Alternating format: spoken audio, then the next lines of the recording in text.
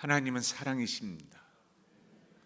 그 사랑이 예수로 말미암아 성육신이 되어 이 땅에 오셔서 우리 한 사람 한 사람에게 십자가상에서 하나님이 외치셨던 것처럼 우리 한 사람 한 사람이 그 사랑을 알게 되기를 원한다는 그것을 외치셨습니다. 이것을 알고 주님의 자녀가 된 우리는 바로 그것을 은혜라고 얘기합니다. 그래서 필립 옌시는 성경 전체의 내용은 은혜의 내용이라고 얘기합니다. 어떻게 한 생명이 피조물이 하나님 앞에 창조주이신 하나님과 함께하며 그 기쁨과 즐거움과 함께하는 그 됨이 우리의 삶을 어떻게 주장하는지를 바로 은혜의 삶이라고 얘기합니다. 하나님은 우리가 하나님의 자녀로서 이 세상에 우리를 계속 억누르고 죄와 악이 존재하는 한은, 그리고 우리의 옛사람이 존재하는 하면 할수록 우리는 점점 힘겨운 삶을 살 수밖에 없다고 얘기를 하지만, 우리가 다 성경 내용을 아는 것처럼 죄가 있는 곳에 은혜는 더 크시다라고 얘기하십니다. 그 은혜를 맛보며 하나님의 자녀로 하나님의 손을 붙잡고 나를 먼저 꽉 잡으시는 하나님과 함께 하시기를 원한다는 것입니다. 이 은혜의 삶을 우리가 누리지 못한다면 그것처럼 큰 손해는 없습니다. 근데 그 은혜의 삶은 우리가 지금 말하는 것처럼 이상적이고 결코 쉽지는 않습니다. 그 이유는 죄와 악이, 그리고 저의 옛사람이, 저의 옛습관이 예수님을 안 이전에 나의 모든 자라난 배경들이 나라는 오늘의 사람을 만들었기 때문에 우리는 어떻게 보면 예수를 만나기 이전의 삶이 나에게는 자연스럽고 나에게 자연스러운 반응으로 드러나며, 예수님을 알게 된 후에 나의 삶은 조금씩 배워가며 경험하며 하나님의 은혜라고 외치는 그러한 삶이 되어 있기 때문입니다. 우리에게 시험과 유혹과 많은 고난과 고통이 있을 수밖에 없습니다. 왜냐하면 세상에 살고 있기 때문입니다. 그때마다 하나님의 자녀로서 우리는 하나님 앞에 하나님이 기뻐하시는 삶을 드리기를 원하죠. 하나님이 원하시는 삶을 드리길 원하죠. 이유는 딱 하나이죠. 예수님 때문에. 예수님의 나를 위하여 다 이뤘다 하시는, 그래서 하나님은 그 다 이루신 가운데 한순간 또 예수님을 아는 자녀에게 다른 시선을 보이신 적이 없죠. 기뻐하시고 자랑스러워하시고 의롭다 하시고 계속 예수님이 우리를 감싸 안고 있기 때문에 하나님이 보시는 것은 내가 아니라 나를 감싸고 있는 예수의 행함 때문이죠. 그래서 늘 기뻐하고 자랑스러워하시고 의롭다 하시는 그 하나님의 자녀여서 우리는 그것을 알면 할수록 더욱더 그러한 삶을 주님 앞에 드리기를 원하는 간절함이 있죠. 그런데 이 합당한 삶은, 이 부르심의 삶은 우리에게는 세상의 삶으로서 결코 쉽지 않다는 것입니다. 그럴 때마다 오늘 읽은 이 말씀의 세 가지를 꼭 기억하시고 되새기시고 하나님과 함께 승리하시는 우리 은혜 샘물 공동체가 되시길 바랍니다. 오늘 26절에 보면 첫 번째는 이렇게 얘기합니다. 이와 같이 성령도 우리의 약함을 도우십니다. 이와 같이, 이전에 얘기한 것처럼 이와 같이 성령도, 하나님뿐만 아니라 예수뿐만 아니라 성령도 삼위일체 하나님이 우리의 약함을 도우신다고 합니다. 그래서 첫 번째는 뭐냐? 우리를 도우시는 하나님이십니다. 우리를 도우십니다. 여러분, 여기에서 약하다는 뜻은 야고보서 5장 14절에 나온 병든 자라는 그 의미와 일치합니다. 야고보서 5장 14절에 보면 정서적으로, 영적으로, 신체적으로 모든 면에서의 이제는 너무 약한, 쓰러질 수밖에 없는, 지쳐버린, 벼랑 끝에 모인 그러한 우리를 도우신다는 뜻입니다. 우리는 연약할 수밖에 없습니다. 하나님과 함께하지 않은 그 모든 삶은 우리는 상황과 환경에 흔들릴 수밖에 없습니다. 그래서 두려움이 우리에게는 항상 있습니다. 그러나 알파와 오메가이신 하나님 앞에서 하나님이 우리를 붙잡는 그 부분을 분명하게 안다면, 이 도우심을 안다면 우리는 그것을 되새기며 일어날 수 있게 되는 것입니다. 그래서 이 병든 자라는 것과 연약함이 같은 의미를 갖고 있다는 것은, 이것은 하나님이 허락하시는 시험 가운데 우리를 더 강하게 만드시는 기회일 수도 있고, 사단이 원하는, 세상이 바라는, 죄와 악이 우리를 건드려서 넘어뜨리고자 하는 양면을 갖고 있다는 것입니다. 부인할 수 없는 것은 우리는 약하고 병든 수밖에 없는 그러한 영혼입니다. 그런 영혼을 하나님은 도우신다고 얘기합니다. 여기에 도운다는 뜻은 이런 뜻입니다.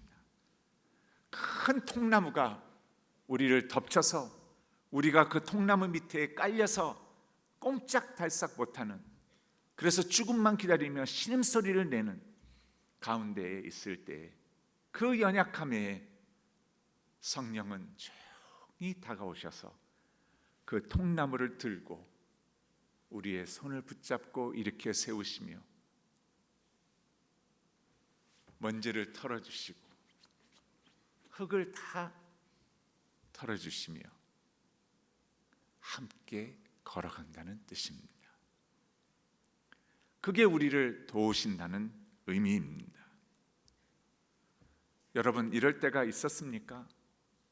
너무나 열악하고 하나님 외에는, 하나님의 자녀로서 주님 앞에 간절한 호소만이 남아있을 때, 저는 많은 사람들을 만납니다. 어떤 사람들을 만나냐면, 얼마 전에도 어느 방송계에 예수를 모르는 작가가 저희를 같이 너무나 귀한 마음으로 다가와서 작품을 저희와 같이 나누겠다고 하는데, 알게 된 후에 알게 된 것은 그 자매의 바로 4살짜리의 아이가 백혈병으로 병원의 묵인실에 비닐 안에 들어가서 엄마를 만날 수도 없고 계속 4살짜리가 엄마를 찾으며 고통스러워하고, 그러면서 엄마는 묵인실 비닐 밖에서 이 아이를 바라보면서 한없는 은혜를, 눈물을 흐르는, 그래서 예수를 믿던 안 믿던 이 엄마에게 우리 함께 기도합시다 라고 했을 때 이 엄마는 긴 소리가 필요 없습니다. 눈물이 모든 것을 얘기하고 있습니다. 저는 어떤 때는 보면 진짜 우리가 기도할 수 없었을 때, 말 한마디가 나올 수 없었을 때가 진짜 기도하고 있을 때가 아닌가 하는 생각을 갖게 됩니다. 우리의 이 삶을 봤을 때 그랬을 때가 우리에게는 가끔 찾아오죠. 그랬을 때 이 도시에는 하나님의 손길은 어떻게 보면 우리를, 하나님을 간절히, 이제는 세상에 어떤 것도 해결책이 없습니다. 나의 수단과 방법 모든 것을 동원했지만 하나님 외에는 해결책이 없습니다라는 그때를 기다리신 듯 합니다. 그러면서 하나님의 손을 꽉 붙잡고 오히려 나를 이전부터 잡으시고 기다리시며 나를 이 은혜의 가운데로, 기도의 가운데로 인도하셨던 하나님이었다는 것을 알게 됩니다. 도우신다는 그 의미는 그저 내가 쓰러졌을 때만 오신다는 것이 아니라 늘 함께 하시고 도우시기를 원하시는 준비된 그 마음이 늘 우리에게 향한 결과라는 것입니다. 기도할 수 없었을 때가 있으셨나요? 새벽 기도를 와도 긴 말이 필요 없는, 그러나 하나님은 모든 말을, 심령 속에 있는 것들을 다 들으시고 계시는, 저에게도 그런 때가 있었습니다. 우리 큰아들이 6살 때 있었던 일입니다. 그때 저는 미국에서 살고 있었습니다. 미국의 전도사로서 남가주의 오렌지 카운티라는 지역에 살고 있었는데, 집회를 하기 위해 샌프란시스코로 북가주로 향하는 비행기를 이제 탈 시간을 기다리고 집에서 이제 떠날 준비를 하는데, 큰애가 배를 움켜잡고 뒹구르기 시작합니다. 고함을 칩니다. 아파합니다. 저는 애가 배를 그렇게까지 아파하는 것을 처음 보았습니다. 아이가 온몸이 오그라져서 이 배를 움켜잡고 계속 돌면서 아파하면서 치는데, 혹시 체해도 급하게 많이 체한 게 아닌가 싶어서 우선은 손을 따보자 하고서는 손가락을 따기 시작하는데, 애는 딸 때마다 이것은 아무것도 아니고 배 아픈 것을 계속 얘기합니다. 아파요, 아빠 아파 계속 울면서 얘기를 합니다. 그래서 저는 의학 지식이 없으니까 손가락을 계속 따서 10개를 다 땄습니다. 그래도 해결이 안 됩니다. 그래서 이거는 해결이 이거 갖고는 안 되겠구나 생각하고는 아내한테, 미안하지만 나는 집회하러 약속을 해놔서 올라가야 되는데 아이를 응급실로 좀 데려갔으면 좋겠다 하고서는 아내한테 아이를 맡기고, 저는 당연히 응급실에 가면 잘 치료가 되겠지 하고서는 비행기를 타고 그날 저녁에 집회 설교를 끝내고는 집으로 전화를 했습니다. 여보, 아이가 어떠냐고. 나도 잘 모르겠다고. 응급실에 왔는데 응급실에서 몇 시간 조사를 해보더니 모르겠다고. 그래서 미국에는 어린이 소아 종합병원이 있습니다. 아주 전문 병원입니다. 소아과만 전문 의사들로 가득 차 있습니다. 글로 이송을 하라고. 그래서 종합병원에서 소아 전문 종합병원으로 아이를 앰뷸런스에 태워서 다시 지금 가고 있다고 얘기합니다. 저는 생각이 아이 외에는 없었습니다. 이 아이가 어떻게 되는 건가? 뭔가 종합병원에서 알지 못하는 지금 심각한 일이 아닌가? 하나님 앞에 나아갈 수밖에 없었습니다. 그리고 집회를 끝내고 돌아왔을 때에는 아직도 원인을 몰랐을 때입니다. 소아 전문 의사들이 뇌 진단서부터 발끝까지 진단을 하는데 원인을 모르겠다고 얘기합니다. 그래서 함부로 치료를 시작을 못합니다. 2주가 지났습니다. 그때서야 알게 되었습니다.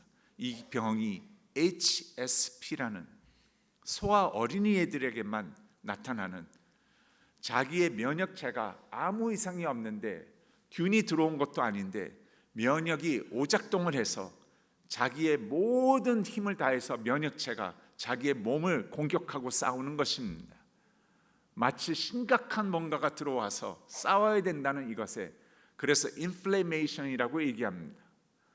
가장 온몸의 관절마다 피투성이가 되고 핏줄이 터지는 그러한 이 반점들을 보기 시작했을 때 의료진이 이거는 HSP라고 하면서 우리 아이를 그때서부터 치료가 시작됩니다. 지금 또 원인은 모른다고 얘기합니다. 무엇이 면역체를 오작동을 시키는지 알지를 못한다고 얘기합니다. 그러나 저에게 2가지를 얘기합니다. 걱정 말라고, 죽지는 않는다고. 그리고 2번째는 13살 이상이 되면 이건 소아 어린이들에게만 나타나는 것이어서 13살 이후로는 이런 일은 일어나지 않는다고. 근데 밴뉴스가 있다고. 이 아이는 지금 미국 HSP가 걸린 아이들 중에 2번째로 가장 심하게 앓는 아이이기 때문에 재발 확률은 거의 100%라고 생각을 하라고. 원인을 모르기 때문에 해결책은 면역을 셧다운 시키는 것 외에는 없다고. 그래서 강력한 스테로이드를 6살짜리한테 놓기 시작합니다. 그리고 아이의 통증을 무마시키기 위해 몰핀 주사를 말기 암 환자에게 주는 주사를 놓습니다. 아이는 기저귀를 차고 어른 기저귀를 타면서 피를 계속 쏟아냅니다. 하루에도 기저귀는 10몇 개씩 갈아치웁니다. 수혈을 하면서 스테로이드를 맞으면서 몰핀 주사를 맞고 아이는 아프다고 하면서 저에게 얘기합니다. 아빠, 기도하면 나았잖아요. 아빠, 기도하면 나았잖아요. 왜 이렇게 아프냐고. 그때마다 할 말을 저는 할 수가 없었습니다. 그저 제가 할 수 있는 말은 하나님의 놀라운 계획이 있는 것 같다. 하나님의 놀라운 계획이, 너가 이렇게 고통스러워하고 아파하는 아이라면 하나님은 우리가 생각 못하는 그 계획이 있다고. 하나님이 너를 아프게 하신 게 아니라 이 세상이 원래 이런데 하면서 얘기를 해주지만 아이는 고통 가운데 인지를 잘 못하는 것 같습니다. 저에게는 더 큰 문제가 있었습니다. 죽지는 않는다고 하니까. 물론 아이는 이게 가장 심하게 앓은 두 아이 중에 하나였기 때문에 키가 6살 이상에 얼마나 클지 모르겠다고 의사는 미리 얘기했습니다. 그 이유는 또한 스테로이드를 너무 강력하게 썼기 때문에 아이는 물풍선처럼 이게 얼굴과 온몸이 불어오르기 시작했습니다. 부어오르는 이 아이가 누우면 일어나지를 못할 정도로 아이는 자기의 몸무게를 버티지를 못합니다. 스테로이드의 부작용이기 때문입니다. 그러면서 아이는 계속 스테로이드를 맞고 있는데 저에게 큰 어려움은 이때 저는 전도사였습니다. 신학교를 풀타임으로 다니고 있었기 때문에 저는 파트타임 전도사로서 교회에서 받는 사례는 한 달에 90만 원이었습니다. 렌트비가 100만 원이 넘고 아이 셋이면 90만 원은 이건 감당이 안 되죠. 그래서 열심히 공부하면서 밤무대를 많이 뛰었습니다. 전도사나 목사가 밤무대를 뛰었다는 것은 집회하러 다녔다는 것입니다. 어째서는 아이들을 먹여 살려야 하고 하나님 앞에 제대로 해야 되기 때문에 열심히 살았습니다. 보험도 없었습니다. 근데 여러분, 미국 의료비가 얼마나 비싼지 아시죠? 바로 한 달 전에 저희 어머니를 모시고 미국에 계시기 때문에 응급실로 향했는데 앰뷸런스 비용만 750만 원이 나왔습니다. 그게 미국의 현실입니다. 그러니 아이가 아팠을 때 앰뷸런스를 갈아타고 모든 전문 의료진이 뇌에서부터 발끝까지 10몇 명이 그것을 2주 동안 관찰하면서 모든 테스트는 다 하고 했는데 2주 후에 나온 시설 비용만, 의료진의 비용도 아니고 시설 비용만 2억이 넘었습니다. 저는 그 2억이 90만 원을 버는 전도사로서 감당이 안 됐습니다. 거기에다가 미국은 이 소아과 전문 종합병원은 너무 잘해놔서 아주 최첨단으로 해놨습니다. 그래서 이 바코드를 찍는 그 기계가 병실 안에 있습니다. 그러니까 반청과 하나만 가져다가 붙여도 찍하면 거기에서 금액이 얼마이고 합산이 얼마라는 게 쫙쫙 나옵니다. 그때마다 계속 올라가는, 주사 하나 놔도 올라가고 간호사가 들어와도 올라가고 하는, 그것을 왜 설치를 해놨는지 그것을 계속 보면서 찍찍 소리 날 때마다 가슴이 찍찍 하면서 계속 확인이 됩니다. 감당할 수 없는 일들이 일어납니다. 물론 좋은 의도에서 그것을 설치했겠죠. 미국은 복지시설이 특히 어린아이에 대해서는 굉장히 절대적입니다. 그래서 복지사와 원무과에서 직원이 병동으로 나왔습니다. 나와서 저희에게 찾아와서 한 달에 얼마를 벌고 재산이 어떻게 되고 하는 걸 쭉 물었습니다. 알게 된 것은 재산이 없고 90만 원을 벌고 있다는 것을 알고는 그러면 신청을 하라고, 나라가 이 모든 것을 다 해결해 줄 것이라고 서류를 잔뜩 만들어서 다 해서 줬습니다. 여러분, 이 서류 심사를 다 끝낸 다음에 저는 당연히 될 줄 알았죠. 면접을 위해서 저를 부릅니다. 갔더니 얘기를 해요. 당신처럼 이렇게 솔직하게 서류를 넣은 사람은 굉장히 드뭅니다. 거의 없습니다. 그래서 제가 도움을 드리고 싶습니다. 저는 필리핀 사람입니다. 그러면서 저에게 얘기해요. 당신 전도사 아니냐고. 맞다고. 나 캐톨릭 신자라고. 같은 크리스천으로서 그 말을 듣고 저는 속으로는 아닌데 라면서 그걸 이렇게 대화를 했습니다. 같은 크리스천으로서 내가 도움을 주고 싶다고. 너무 서류를 솔직하게 넣어서. 근데 이 서류로는 도움을 줄 수가 없다고. 이유는 이렇습니다. 여러분, 이게 참 미국의 법의 한계입니다. 보세요. 집 한 채, 차 한 대는 어떠한 집값이 자기가 갖고 있는 주택이라 하더라도 비용과는 상관없이 한 채면 됩니다. 월세이건 뭐건 어쨌든 살 것 하나면 된다고 합니다. 자동차도 한 대이면 되는데 그 한 대가 벤츠이건 BMW건 똥차건 돈을 지불하다 다 했건 소유했건 안 했건 집 한 채, 차 한 채면 차 한 대면 된다고 합니다. 근데 여러분, 저는 미국에 좀 계셨던 분들은 아시죠? 교통수단이 자기 차가 거의 다죠. 거기다가 사역을 하면서 밤무대 뛰면서 학교를 다니면서, 그러면 제 아내는 애 셋을 데리고 슈퍼서부터 모든 것을 다 5살, 3살, 1살짜리를 데리고 그것을 하려면 차 2대는 반드시 필요합니다. 물론 저희의 차는 둘 다 똥차입니다. 제일 싸구려 차에 17년 된, 14년 된 2대였습니다. 근데 그 벤츠 한 대는 괜찮은데 2대 있기 때문에 안 된다고. 근데 이렇게 솔직하게 서류를 냈으니 내가 눈 감고 도와줄 테니까 차 한 대를 명의 변경을 하고 서류를 다시 준비해서 제출을 하면 통과시켜 주겠다고 얘기를 합니다.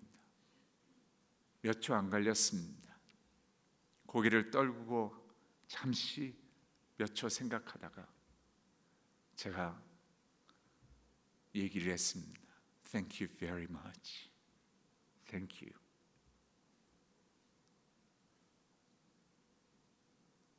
그러면서 얘기했습니다. 저는 받을 수가 없습니다.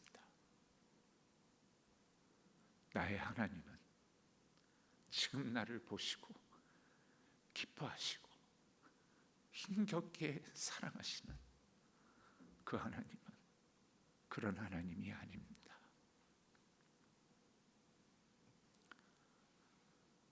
사무실을 나오는데 막막했습니다.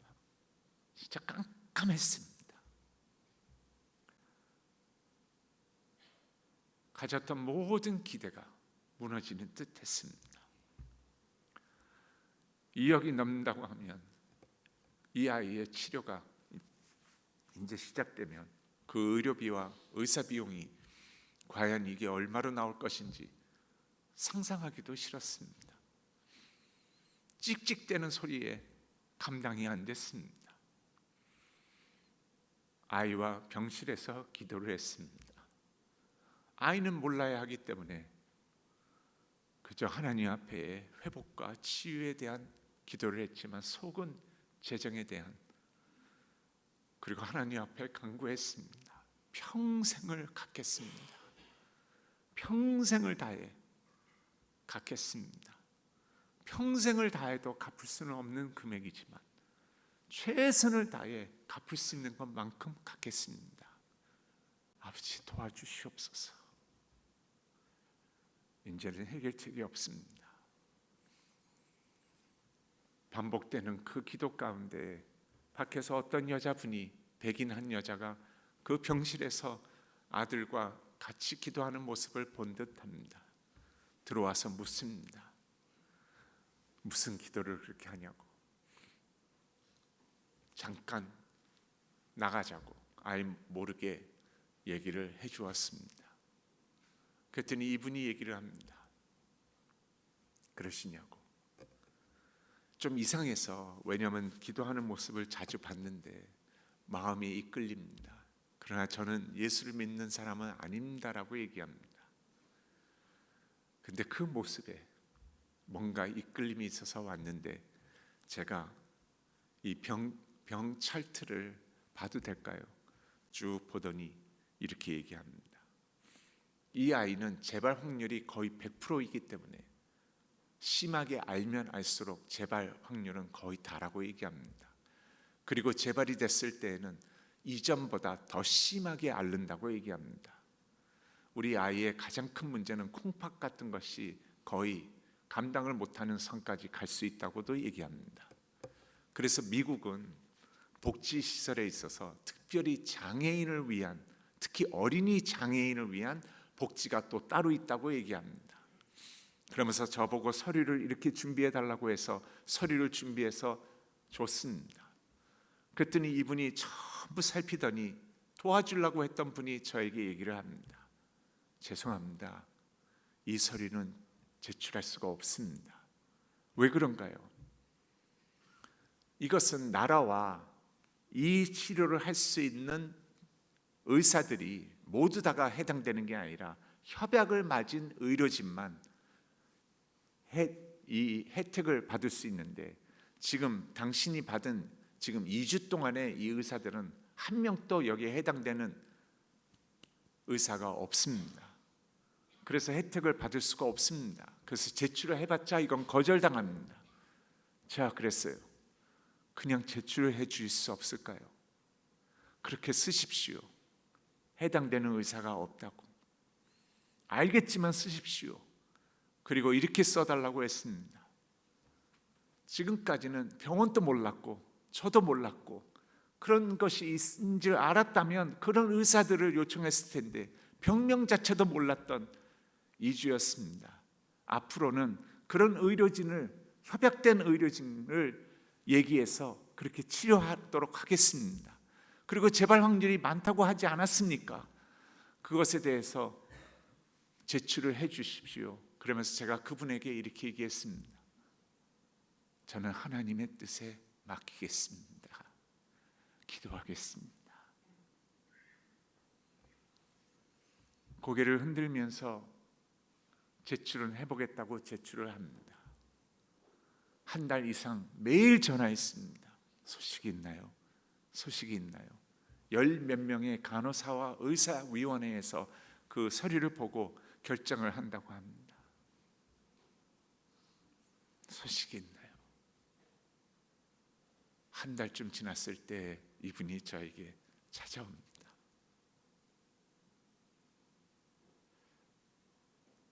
만장일치로 그 사연을 다 읽고 답이 이렇게 왔습니다.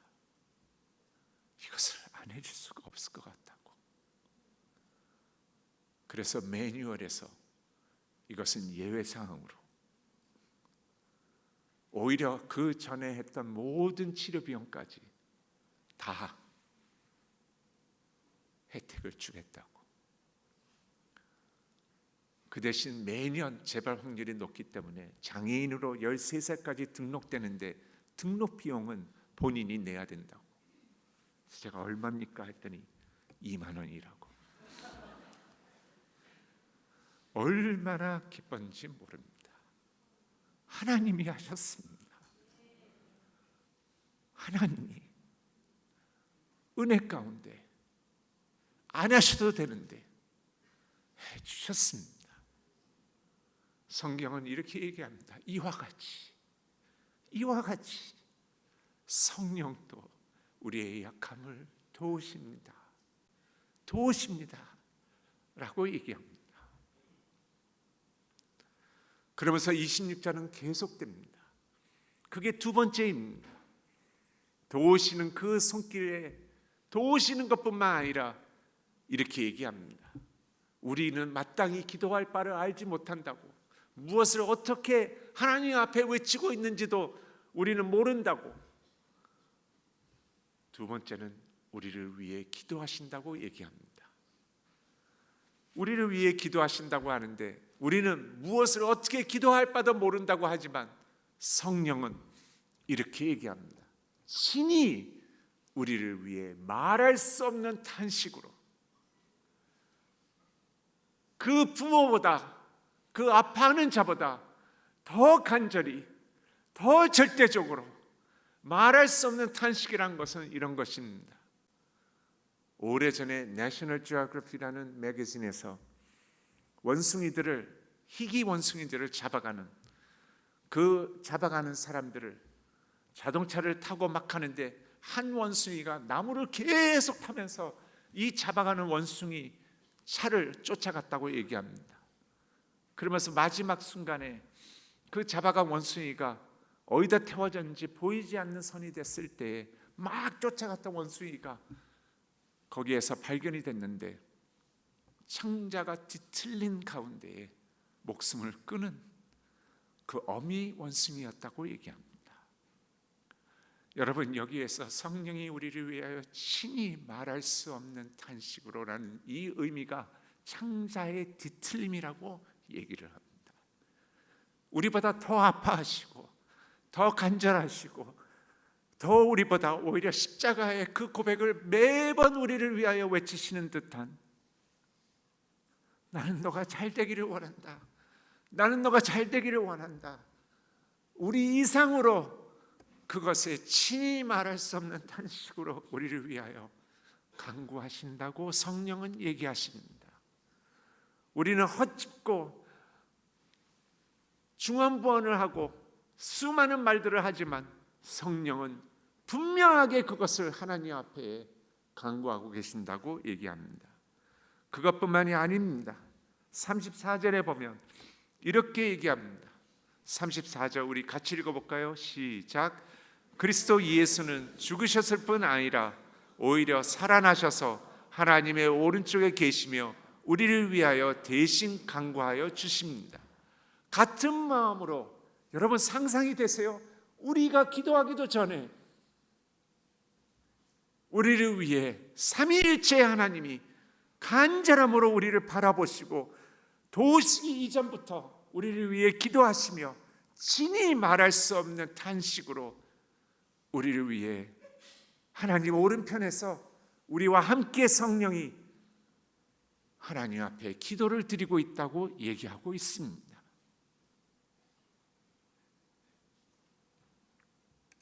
여기서 끝나지 않습니다. 26절이 끝나고 27절에 가서는 이렇게 얘기합니다. 27절 가기 전에 두 번째가 그래서 우리를 위해 기도하시는 하나님입니다. 27절에 보니까 같이 읽어볼까요? 사람의 마음을 꿰뚫어 보시는 하나님께서는 성령의 생각이 어떠한지를 아십니다. 성령께서 하나님의 뜻을 따라 성도를 대신하여 간구하시기 때문입니다. 여러분 26절에 성도를 위하여 간구하신다고 했는데 어떤 모습으로요? 성도가 외치는 소리가 아니라 하나님의 갖고 계신 가장 좋고 가장 선하고 십자가의 사랑으로 가득 찬 그것을 위해 이 성도를 향한 그 기도를 하나님께 성령님이, 예수님이 드리고 계신다는 것입니다. 그래서 이렇게 시작을 하죠. 마음을 꿰뚫어 보시는 이가, 마음의 내면을 아시는 이가. 하나님은 우리의 기도에 뭐만 보신다고 그래요? 여기에서는 나의 동기와 의도를 보신다는 것입니다. 이 말의 단어가 아니라 마음속에 진실된 하나님 앞에 지금 나아가는 그 마음의 호소를 보고 계신다는 것입니다. 근데 동일하게 그 하나님은 성령의 마음을 보시는데, 이 성령의 마음은 뭐냐? 성도에게 이루어져야 할 하나님의 뜻을 알고 그 뜻대로 지금 구하고 있다는 것입니다. 우리가 잘못 기도를 하던 제대로 하던 그것이 아니라 하나님의 뜻대로 가장 선하고 가장 사랑이고 하나님이 우리의 삶의 최상의 것을 기쁜 소식, 복음처럼 십자가의 사랑으로 우리를 감싸시며 그 뜻대로 우리의 향하신 기도를 성령이 드리고 계신다는 것입니다. 어떻게 해요? 말할 수 없는 탄식으로. 그래서 여러분, 기도 가운데 하나님을 원망하고 화가 나도 숨길 수가 없습니다. 여러분, 오히려 그렇게 얘기를 하십시오. 하나님은 그 화와 원망 뒤에 숨어 있는 하나님을 찾고 있는 그 간절함을 보고 계십니다.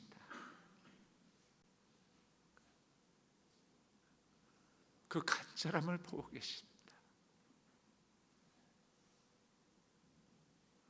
예를 들겠습니다. 한 젊은 청년이 직장에서 일하다가 상관에게 너무나 힘겨움을, 아주 악독한 상관을 만납니다. 예수를 안 믿습니다. 그래서 하나님 앞에 기도를 합니다. 하나님, 너무 힘듭니다. 못 살겠습니다. 신앙생활을 할 수가 없습니다. 기쁨은커녕 모든 것을 잃고 있습니다.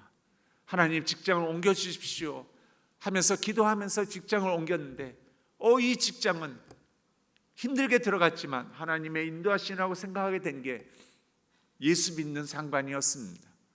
처음에 너무나 잘해줍니다.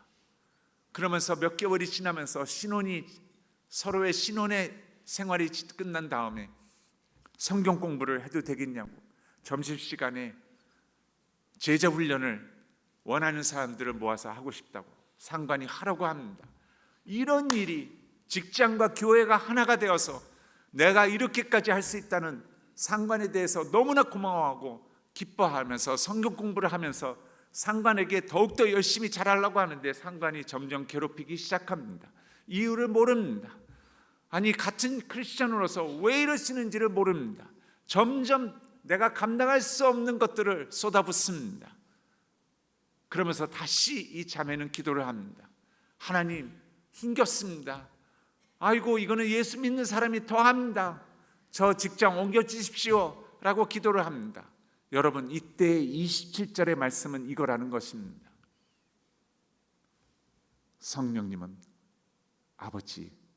아버지의 뜻대로 이루어 주시옵소서. 지금 제정신이 아닙니다. 지금 여기에 스트레스에 가득 차서 그거 외에는 지금 말할 것이 없는 자매입니다. 아버지의 뜻을 모릅니다. 지금 그러니 아버지의 뜻은 그게 아니고 거시기 아닙니까? 그 거시기대로 이루어지게 해 주십시오. 성령은 계속 오히려 이 자매 이상으로 말할 수 없는 탄식으로 친히 그것을 간구하고 있다는 것입니다. 예수님도. 그러면서 하나님의 뜻이, 삼위일체의 뜻이 이루어진다고 얘기를 합니다.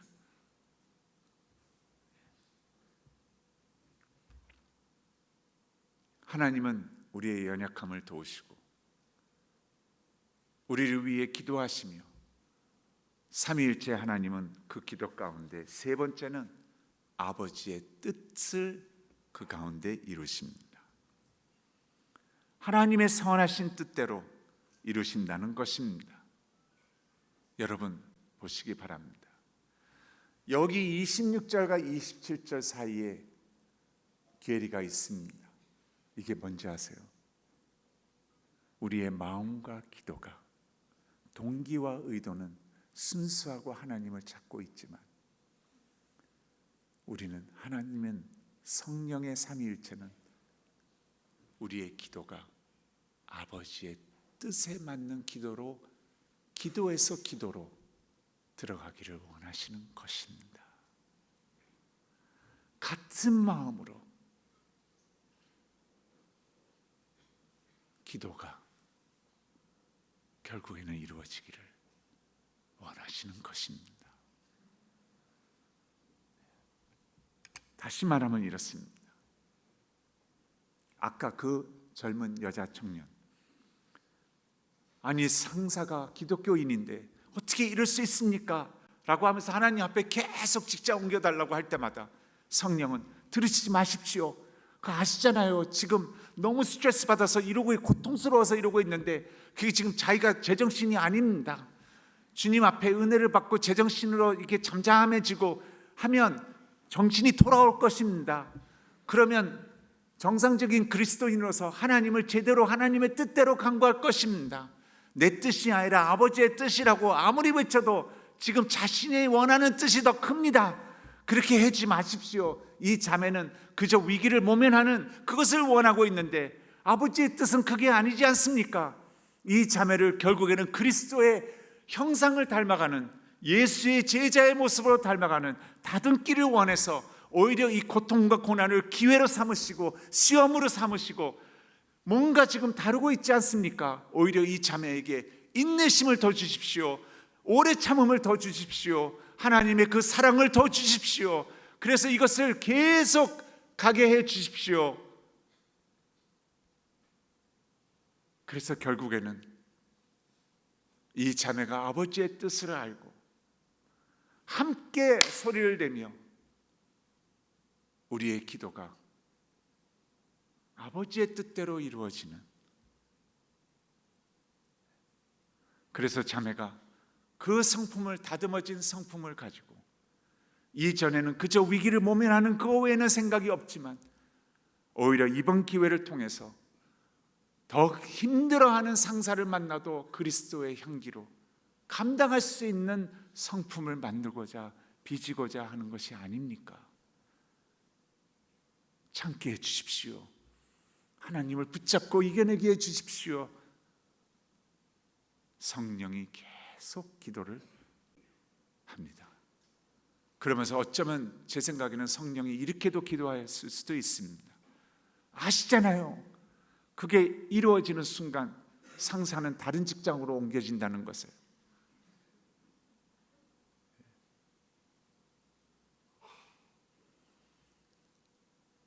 그래서 아버지의 뜻이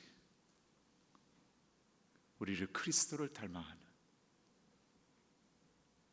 그 사랑과 은혜를 더 경험하는, 그래서 점점 더 나의 성품이 단단해지는, 상황과 환경에 이전처럼 계속 흔들리는 것이 아니라 예수 그리스도, 점점 더 당신 한 분으로 나는 만족합니다. 나는 기쁩니다. 나는 행복합니다. 라는 예수의 사랑으로. 여러분, 저는 한순간 또 예수님이 십자가를 지셨을 때 이그러진 표정이었다고 생각 안 합니다. 내면에서의 그 사랑에 넘치는 기쁨과 감당할 수 없는 성령의 애워싸임에 신체적으로는 혹독한 참혹한 죽음이었지만 내면에서는 아버지의 뜻이 나를 통하여 이루어지는 그 기쁨과 그 감당할 수 없는 함께함이 저는 있었다고 생각합니다. 그것이 그 신체의 아픔을 이겨내게 만든 것이죠.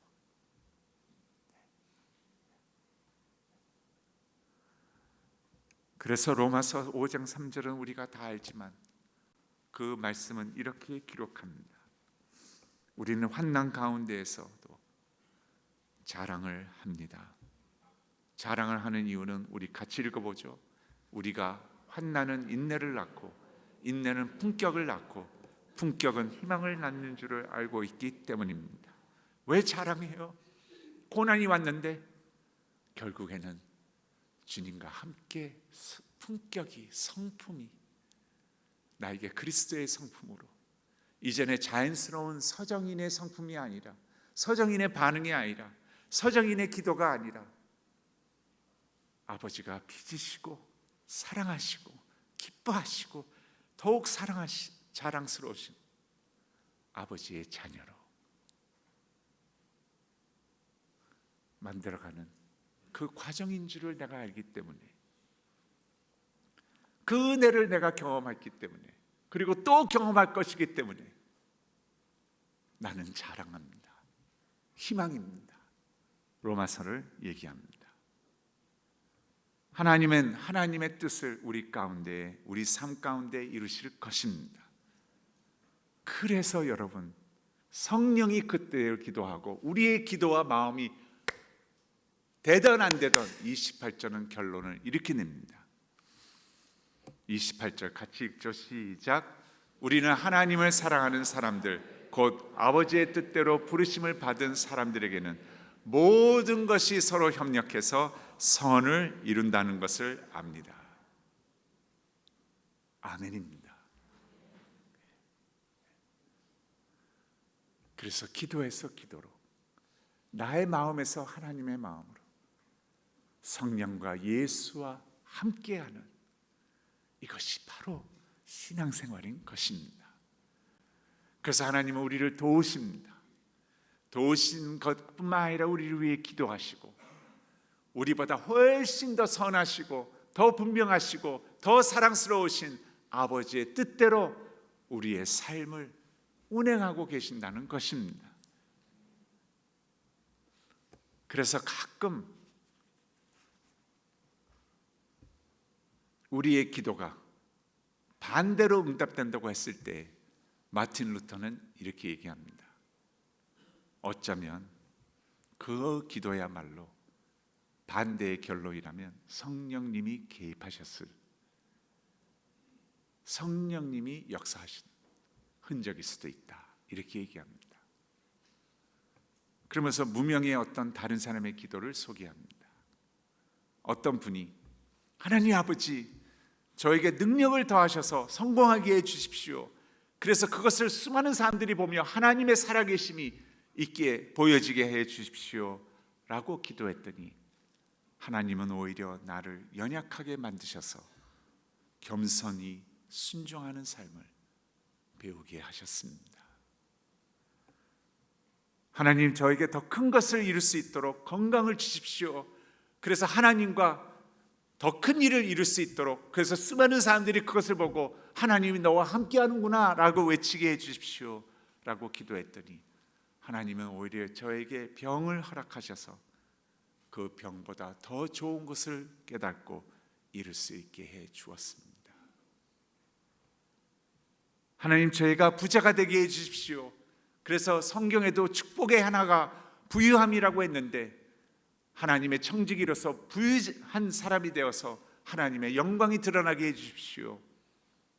그렇게 기도했더니 하나님은 오히려 저에게 가난을 허락하셔서 가난 가운데 지혜롭게 사는 것을 알게 해 주었습니다. 하나님, 사람들이 부러워하는 권력, 파워를 저에게 주십시오 라고 기도했더니 오히려 저를 약해지게 하셔서 하나님을 더욱더 필요로 하는 자로 만들어 주셨습니다. 하나님, 저에게 더 많은 것을 채워 주십시오 라고 기도했더니 하나님은 오히려 구원해 주신 것만으로도 감사하며 기뻐하는 그 삶을 저에게 주셨습니다. 그러면서 이 무명인은 이렇게 결론을 맺습니다. 하나님은 나의 모든 기도 제목들을 그분의 뜻에 맞게 들어주셨습니다. 그래서 그런지 저는 세상에서 가장 행복한 자입니다.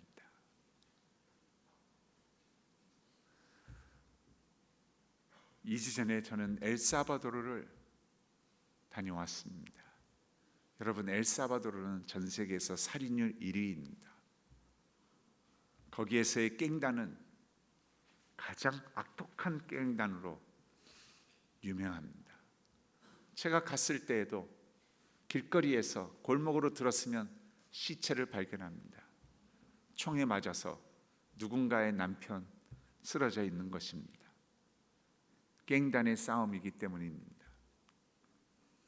그런데 수많은 간증들을 듣는데 컴패션에서 자라난 한 자매에게 촬영진이 질문을 했습니다. 너는 한 번도 가난에서 태어나서 가난한 가운데 컸는데, 물론 컴패션이라는 교회가 함께 했지만 너는 후회하거나 아쉬움과 너의 삶을 돌이켜 봤을 때 그러한 아픔이 없냐고. 이 자매가 이렇게 얘기합니다. 저는 너무 행복합니다. 그러면서 이렇게 얘기해요. 저한테 부유한 친구가 하나 있는데요, 그 친구가 얼마 전에 유럽을 다녀왔습니다. 북유럽을 다녀와서는 저한테 얘기합니다. 야, 북유럽 갔더니 거기 사람들은 하나님이 필요 없는 것 같아. 배고프면 돈으로 그냥 사 먹으면 되고, 입을 것이 없으면 그냥 돈을 주고 사오면 되고, 다 돈이 해결해. 카메라를 보면서 이렇게 얘기합니다. 저는 어렸을 때부터 교회와 함께 하나님을 붙잡을 수밖에 없었습니다.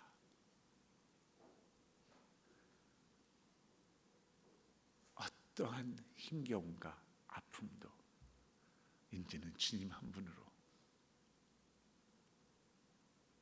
이겨낼 수 있습니다.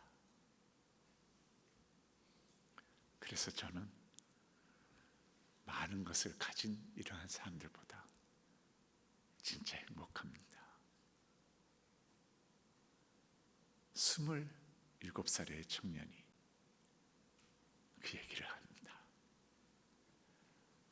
여러분, 이 하나님의 자녀로서 누려야 할 기쁨과 행복과 하나님과 함께하는 삶, 그것을 누리시며, 비록 우리가 연약하고 이 세상에 죄가 악과 존재하는 한 힘겨운 모멘트들이 있지만 우리보다 앞서서 기도하시고 말할 수 없는 탄식으로 아버지의 뜻대로 구하시고 그것을 아버지의 뜻대로 이루어 주시는, 그래서 모든 것이 서로 협력하여 하나님의 최상의 것을 우리에게 선물로 주시는 그 하나님을 누리시며 사시는 우리 은혜 샘물 공동체 여러분 한 분 한 분이 되시기를 주님의 이름으로 축원합니다. 하나님은 사랑이십니다. 그리고 그 사랑은 우리에게 향해 있습니다. 그리고 그 벅찬 사랑을 우리가 힘입고 바로 은혜의 삶이라고 외치며 살기를 원하십니다. 함께 하시는 이 하나님을 기억하시며 매일매일 주님 앞에 일어나 주님 앞에 드려지는 예배의 삶이 더욱더 귀하고 하나님 보시기에 기뻐하시는 삶이 되시기를 바랍니다.